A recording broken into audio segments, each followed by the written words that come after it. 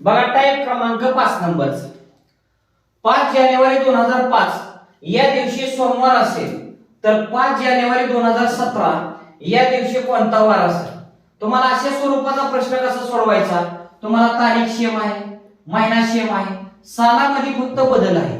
सालामध्ये बदल असल्यानंतर तुम्हाला 2017 मायनस तुम्हाला 2005 करायचं. म्हणजे 17 मधून 5 गेले किती 12, आपल्याला वजाबाकी आली 12. 2005 ते 2017 यापर्यंत आपल्याला लीप वर्ष कुठली कुठली आहे किती बघायची. मग 2008, 2012 आणि 2016 अशी तुम्हाला लीप वर्ष 3 आहे ती, म्हणून 12 मध्ये तुम्हाला 3 प्लस करायचं, टोटल आलं तुम्हाला 15. मग तुम्हाला आठवडा जे असतो ते 7 दिवसाचा असतो, म्हणून 15 भागिले तुम्हाला 7 करायचं. बाकी आपल्याला 1 उरली, म्हणजे बाकी 1 उरली याचा अर्थ तुम्हाला 5 जानेवारी 2005 या दिवशी वार होता सोमवार, म्हणून तुम्हाला एका दिवसाने पुढे सरकायचं, म्हणजे आपल्याला वार येईल मंगळवार.